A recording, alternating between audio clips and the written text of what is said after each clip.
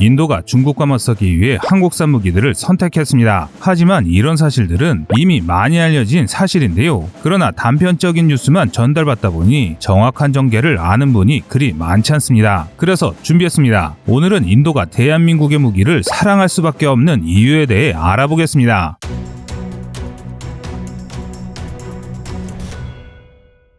지난 1년간 벌어진 수차례 중국과 인도의 유혈 충돌은 많은 사상자를 발생시켰습니다. 중국은 피해 규모를 축소 발표했지만 연대장이 전사하는 등 막대한 피해가 발생했을 것이라는 의혹이 제기되기도 했는데요. 양측의 주요 분쟁지대였던 고구라 고지의 임시 구조물과 부속시설을 해체하기로 합의하면서 일단락되는 모양새입니다. 하지만 분쟁은 끝나지 않았습니다. 오히려 더 큰 분쟁을 위해 서로 숨고르기를 하는 상황이라고 봐도 무방한데요. 두 나라들은 더 강력한 억지력을 갖기 위해 중국이나 인도나 추가 전력이 필요한 상황이기 때문입니다. 지난 분쟁을 확대한 것은 중국인들이었습니다. 양측의 무술고수가 박투를 하던 상황에서 못이 박힌 쇠파이프를 들고 나타나 여러 인도 장병을 때려 죽이면서 분노한 인도와 중국의 총격전이 일어났는데요. 이것이 확대되어 기갑장비 등이 동원되는 대규모 분쟁으로 발전했습니다. 그러나 중국은 PLG-05 자주포와 15식 경전차 등 자국의 최신 장비를 대거 투입했습니다. 그러나 이들의 첫 시도는 한국에 의해 처참하게 실패합니다. 인도가 도입한 K9 자주포의 공격을 PLG-05가 견디지 못했기 때문입니다. 여기까지는 여러 매체를 통해 많이 알려진 사실입니다. 그러나 그 매체들에서 다뤄졌던 것과 다른 사실이 있습니다. PLG-05가 결코 약한 자주포가 아니라는 것인데요.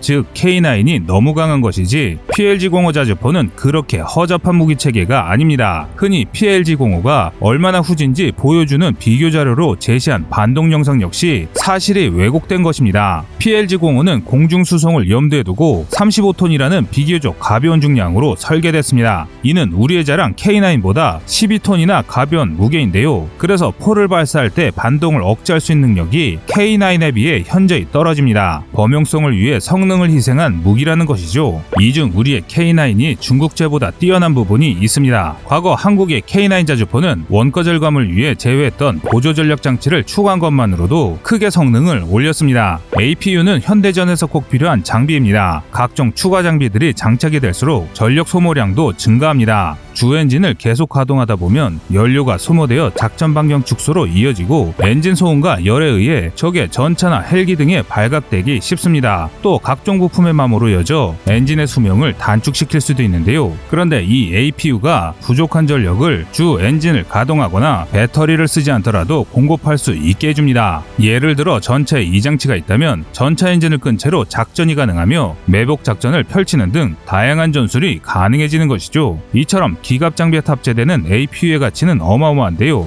그래서 기존의 APU를 쓰지 않던 장비들에도 APU를 추가하는 개량 사업이 여러 나라에서 이루어지고 있습니다. 우리나라의 K9도 그런 경우인데요. 국내 개량형인 K9A1과 노르웨이 인도 수출형의 APU를 추가로 탑재했습니다. APU의 종류와 위치는 수출 시 요구에 맞춰 설계되는데요. 노르웨이 수출형의 경우에는 APU가 후방에 박스로 탑재되었습니다. 그러나 인도 수출형의 K9의 경우에는 APU를 자체 내부에 집어넣는 방법을 선택했습니다. 바지라 자주포의 에어컨 등 내부 공조 장치와 핵, 생화학, 물질 필터 시스템인 NBC 차단 장치 등이 함께 내부에 통합되어 있습니다. 통합된 자주포는 고온 건조한 사막과 고지대에서 K9의 전투력을 최대한으로 끌어올려줬습니다. 그 결과 인도에 도입된 K9은 인도가 예상한 것보다 뛰어난 성과를 냈습니다. 인도군은 K9 자주포를 고온 건조한 라자스탄 사막에서 시험했는데요. 당시 K9에는 예산 절감을 이유로 APU가 없었기 때문에 인도군의 APU 추가형을 판매하기 위해서는 별도로 사막 고온 환경에서 테스트를 진행해야 했습니다. 다행히 남아공해 수출 당시 대한민국산 APU는 이미 고온의 사막에서 작전하는 남아공 육군의 전장 환경에 맞추어 개발됐고 테스트를 마친 장비품이라서 인도의 테스트를 무난히 통과했습니다. 그러자 이에 감명받은 인도는 자국이 보유한 러시아산 T계열 전체의 개량 역시 한국에 맡기기로 결심했습니다. 인도 현지 방산업체 BEC와 우리 업체가 협력해 인도군 전차 개량 사업을 시작했는데요. 육군에 실전 배치된 노후화된 러시아제 T-72와 T-90 전차 성능 개량에 필수적인 보조 동력 장치를 개발해 내년 상반기까지 인도 국방부에 시제품을 납품한다는 계획입니다.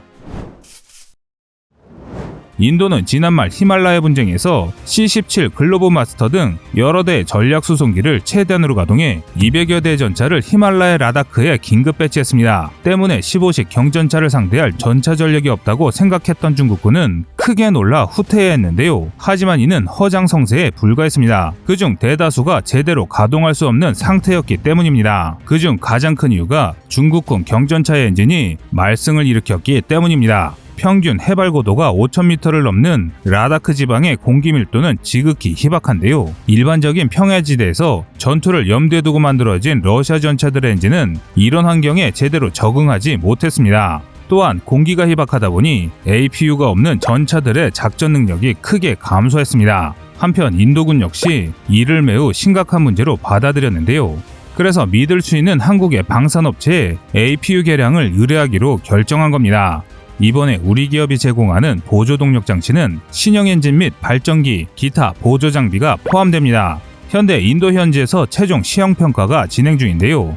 이를 통과하면 향후 10년간 전차 약 3,500대분의 장비를 완제품 수출이나 기술 이전 및 현지 병행 생산 형태로 공급하게 됩니다. 납품 규모는 약 1,800억 원에 달하는데요.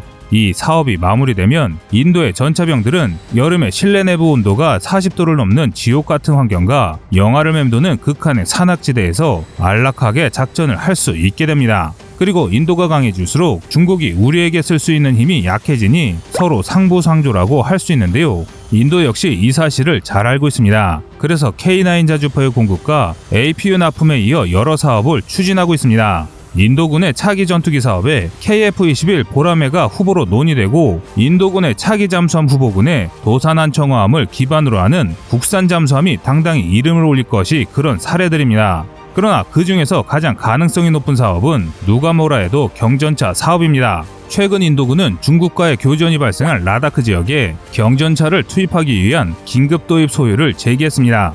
아무리 전차의 APU를 증가시킨다고 해도 라다크와 같은 험준한 산악지대는 그 환경만으로도 T-70이나 T-90 같은 전차의 수명을 갉아먹었기 때문입니다. 그러니 좀 장갑이 얇고 화력이 약하더라도 빠르고 자유자재로 움직일 수 있는 경전차의 수요가 더 큰 것입니다. 인도군 내부에서는 러시아에 2S-25 스프루트 SD를 도입하길 원했다고 하는데요. 그런데 인도의 국방과학연구소에 해당하는 DRDO와 K9의 인도 생산 회사인 L&T사가 경전차도 국산으로 만들자며 K9 차체에 CMI 디펜스의 105mm포를 탑재한 신형 경전차 개발을 제안했습니다. K9을 자국에서 생산하며 검증된 차체가 있으니 여기에 믿을만한 포만 사다 쓰면 완벽한 경전차가 탄생한다는 논리였습니다. 경제적인 논리도 크게 작용했는데요. 이미 자국의 생산 라인이 있는 K9의 차체를 활용하는 것이 전차 생산 라인 유지 효과도 있어 이득이라는 것입니다. 이미 검증된 K9의 차체를 이용해 맞수인 중국 15식 경전차를 능가하는 것은 그리 어렵지 않다는 것이죠. 이런 장점에 착안해 인도군은 하나디펜스의 기술 지원을 받아 K9 차체를 기반으로 한 경전차용 차체 설계와 CMI의 포탑을 얹어 이를 통합하겠다는 구상을 했었습니다. 하지만 아쉽게도 최종 선택을 받지는 못했는데요. 그러나 그렇게 끝났다면 대한민국의 방위 산업이 아닙니다. 현재 하나디펜스사가 105mm 탑재형 경전차를 내서 러시아의 스프루트, 이스라엘 등과 치열하게 경쟁하고 있습니다. 이는 최근 탄력을 받고 있는 레드백의 인도 수출과도 연관지을 수 있는데요. 사실 지금 인도의 입장에서는 막강한 경전차가 필요한 것이지 고성능 장비인 MBT가 필요한 게 아닙니다. 반면 레드백은 연이은 해외 수출 사업에서 채택 가능성이 점차 높아지면서 그 인기는 상상을 초월하고 있습니다. 만약 레드백이 호주에서 선정되고 미국이 뒤를 이어 레드백을 도입하면 레드백의 대량 생산은 확정되게 되는데요. 이에 더해 미국의 레드백이 채택된다면 레드백은 서방 세계의 표준 보병 전투차가 되어 저렴하면서도 강력하고 개량까지 쉬운 최고의 무기가 될 것입니다. 그리고 이렇게 되면 K9으로 이득을 톡톡히 본 인도가 레드백을 구매하지는 이유가 없게 되는 것이죠. 현재 인도는 세계 다른 어느 나라보다 한국의 장비들에 대한 두터운 신뢰를 보이고 있습니다. 이와는 별개로 한국산 무기들이 중국산 무기들을 압도하면서 한국의 위상도 같이 올라가고 있습니다. 여러분의 생각은 어떠신가요? 시청자님의 현명한 의견을 댓글로 남겨주시기 바랍니다. 여러분들의 좋은 의견이 좋은 영상을 만드는데 많은 힘이 됩니다. 이상 꺼리튜브였습니다.